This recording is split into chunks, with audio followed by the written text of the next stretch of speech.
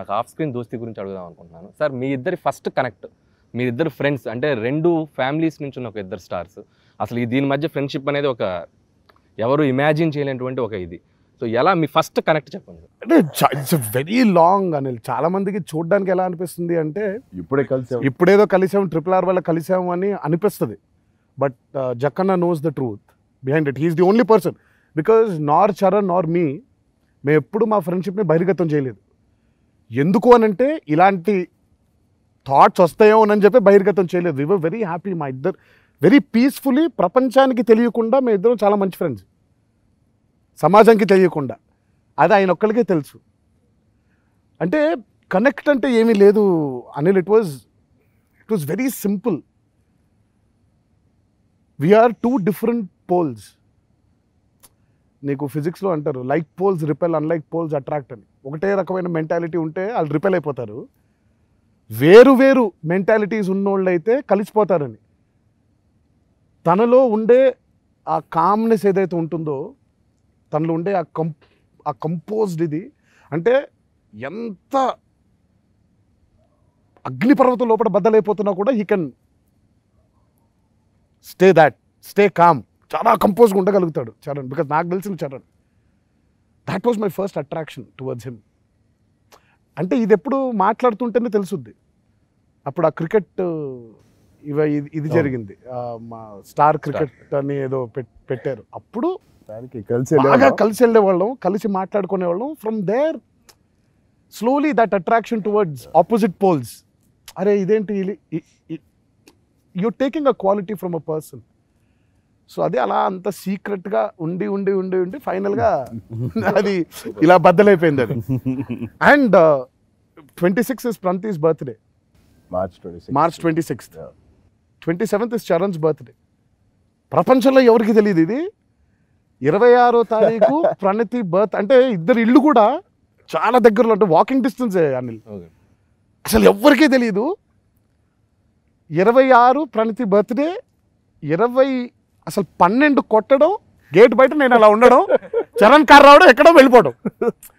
ప్రణతికి అసలు ఎక్కడున్నావు అంటే లేదు, వచ్చాను చరణ్ దగ్గరికి అని. అదేంటి నా బర్త్డే అయిపోయింది కదా, 12 అయిపోయింది కదా, ఇప్పుడు 27 కదా. అంటే ఇలా బోల్డ్ బర్త్డేస్. కపుల్ ఆఫ్ ఇయర్స్ గా నా 27th 12 o'clock 12కి కారు ఖచ్చితంగా ఉంటుంది. రావడం, ఎక్కడో వెళ్ళిపోవడం. తిట్టుకుంటా ఉంటుంది. పైగా నన్నే వచ్చి ఎక్కించుకోవాడు. పంతి అక్కడ లేదు కదా గేట్ దగ్గర, అప్పుడు వస్తాను. సార్ చరణ్ గారు, బయట టాక్ సినిమాలో మీ ఇద్దరికి ఫైట్ ఉందండి. బయట టాక్ నాకు తెలియదు, బట్ మీ సినిమాలో మీ ఇద్దరి మధ్య కూడా ఒక ఫైట్ ఉండబోతుంది. రియల్ లైఫ్లో ఎప్పుడైనా ఈ ఫ్రెండ్షిప్లో ఎక్కడైనా మీ ఇద్దరి మధ్య ఫైట్ ఏదైనా జరిగింది? ఫైట్లు ఏముండవు. పర్సనాలిటీ డిఫరెన్స్లో ఒక టాపిక్ మీద మాకంటూ నా ఓన్ ఒపీనియన్ ఉంటుంది, తన ఓన్ ఒపీనియన్ ఉంటుంది. అది ఎప్పుడు ఫ్లేర్ అప్ అయితే అవ్వలేదు. దట్స్ వాట్ ఇందాక తను చెప్పినట్టు, నాలో లేనిది I enjoy seeing in him. నాలో ఒక అప్పుడప్పుడు వీళ్ళు కొంచెం అగ్రెసివ్గా చెప్పుంటే బాగుంటుంది అన్నప్పుడు పట్టిన ఒక వాయిస్ వస్తుంది, తారక్ వాయిస్ నా పక్కనే. అది నాకు నచ్చుద్ది. అబ్బా నేను చెప్పగలేదు, మనోడు చెప్పేసాడు. అలాగే షూటింగ్లో కూడా అప్పుడప్పుడు అసలు చాలా గ్రూసమ్గా షూటింగ్ జరిగేటప్పుడు, చాలా టైర్డ్గా అయిపోయేటప్పుడు నేను చెప్పను వల్లి గారికి కానీ రాజమౌళి గారికి కానీ.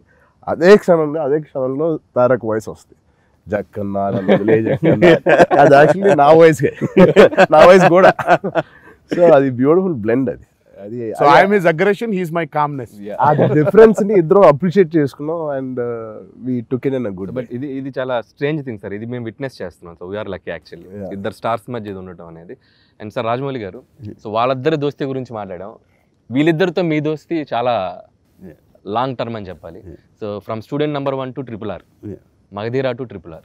సో వాళ్ళిద్దరితో మీ బాండింగ్ అనేది ఎట్లా ఉంది? హీరోస్తో బాండింగ్ లేకుండా as directors we can't do a film. దోస్తీ దాని మీద మీ సినిమాలు ఎక్కువ ఉన్నాయి సార్. తారక్ గారితో 4, ఈయనతో 2, ప్రభాస్తో 3. దోస్తీ ఉన్న చోట ఎక్కువ సినిమాలు ఉన్నాయి. That's true. అండ్ యాక్చువల్గా మొదలు పెట్టేసరికి, నేను తారక్ మొదలు పెట్టేసరికి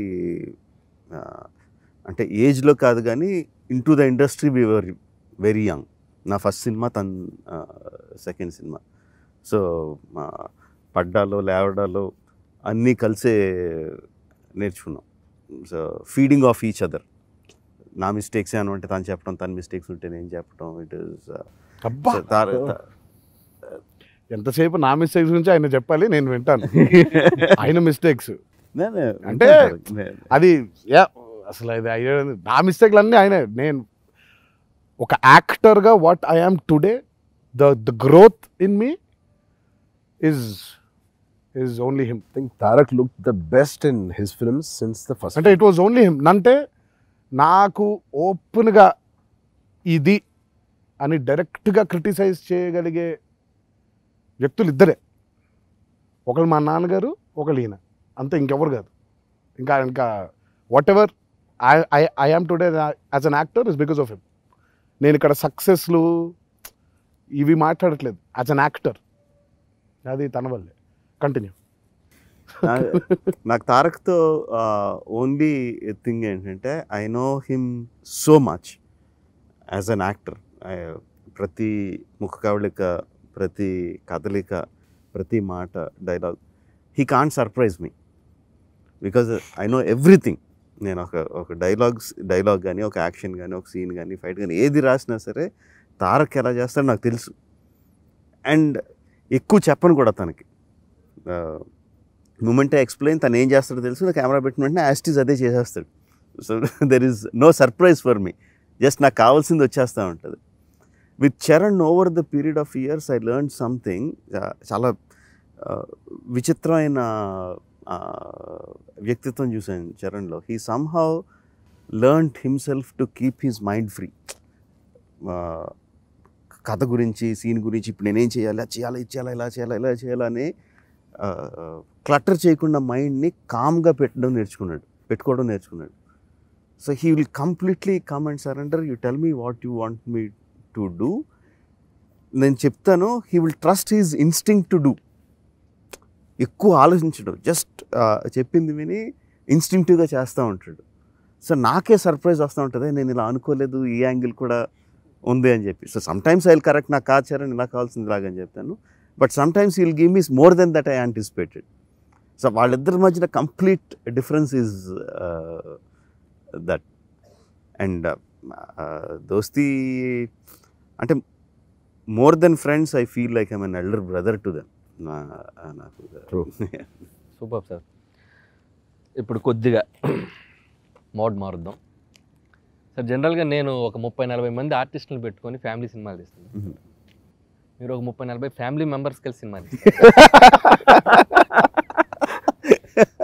అంటే నాన్నగారు రైటరు, అన్నయ్య గారు మ్యూజిక్ డైరెక్టరు, రమా గారు stylist, Karthikeya line producer, Valli గారు లైన్ ప్రొడ్యూసర్. ఇక లిస్ట్ చాలా అందరూ ఒకే బస్సులో వస్తారా సార్, లేకపోతే టెంపో ట్రావెల్ ఇప్పుడే బస్ తయారు చేసుకుంటున్నాం, అందరం కలిసి రావడానికి. నెక్స్ట్ షూటింగ్ అందులోనే కలిసి వస్తాం. సార్ నాకు ఉన్న డౌట్ ఏంటంటే, సో మన షూటింగ్ స్పాట్కి రాగానే గుడ్ మార్నింగ్ ఒక డైరెక్టర్కి, కెమెరామ్యాన్కి చెప్తాం. సో మీరు ఇప్పుడు రాగానే టోటల్ ఫ్యామిలీ అందరిని విష్ చేసుకుంటూ వెళ్ళాలి. మార్నింగ్ అలా హ్యాపీగా స్టార్ట్ అవుద్ది. లేదు స్టేజ్ల వారీగా వస్తూ ఉంటారు. Okay okay. అయ్యో మనకు ఒకేసారి రాదా ఎలిమెంట్, అలా ఉండదు. ఓకే అలా అర్రే ఉన్నారు, అర్రే అర్రే అయ్యో అయ్యో ఓ ఇక్కడ ఉన్నారా, అలా అలా వెతుక్కుంటూ వెళ్ళడమే. ఓకే, డే అలా స్టార్ట్ అవుతుంది కదా సార్. సో రోజంతా షూటింగ్లో ఆయన వల్ల నలిగిపోయి, సో ఎండింగ్ ఎలా ఉంటుంది సార్ వీళ్ళతో జర్నీ? ఇప్పుడు డే ఫినిష్ అయ్యే టైంకి, సో మార్నింగ్ సరే మధ్యలో కాస్త వెళ్ళే ప్రాసెస్లో డే అంతా షూటింగ్లో డెఫినెట్గా ఆయన మిమ్మల్ని కొద్దిగా మాకు పాపం నాకు నిజంగా మాకు బౌన్సింగ్ బోర్డు ఇద్దరు నలిగిపోతే ఇది చెప్పుకోవాలి కదా ఎవరో ఒకరికి. ఇప్పుడు ఆయన చెవులు పనిచేయవు, ఎవరికో చెప్పుకోవాలి కదా. వల్లమ్మ అమీన్ గారు, ఓకే అమీన్ గారు అంటే రమగారు. ఓకే, ఏంటమ్మా ఇది పిచ్చి నాన్న పిచ్చి, అమ్మా దీనికి ఇంకా మారదా, లేదమ్మా పెరిగింది నాన్న పిచ్చి పెరిగింది అనగానే కార్తికేయుడు వచ్చి అన్నా అంటాడు. ఏంటా ఏంటి ఎక్కడికి, షార్ట్కి వెళ్తుందా అంటే, అమ్మ ఏంటమ్మా ఇప్పుడే నలిపేశాడమ్మా అంటే, ఎల్రా బంగారం అయిపోద్ది త్వరగా, ఎల్రా అమ్మా బంగారం వెళ్ళిపో, నన్ను బండ అంటది, ఎల్రా బండ అయిపోద్ది పో, అయిపోద్ది ఆ పిచ్చోడితో త్వరగా చేసుకుని వెళ్ళిపోదా. ఇదేంట్లో చిక్కు, ఎక్కడ సంబంధం లేదు. కీరవాణి గారు వస్తారు, అస్సలు ఆయనకి ఇది ఏమి సంబంధం లేదు. అయినా ఏదో టెంపోలో వస్తారు. ఆయన జై ఏంటి కబుర్లు? సంపేస్తున్నాడు సర్జీ. ఆయన అంతే. నాకెందుకు చెప్తున్నావు ఇది? పోనీ నాకు చెబితే నేనేమో చేయగలుగుతానా? నా వల్ల కాదు. అమీన్ గారికి చెప్తాం. అమీన్ గారు ఏంటండి ఇలా సాగొట్టేస్తున్నాడు అంటే, యాదవ్ సచ్చినాడు. ఏం పర్లేదులే, నువ్వు వదిలే, నువ్వు ఉండు, వెళ్ళిపో, షార్ట్ చేసుకొచ్చాను.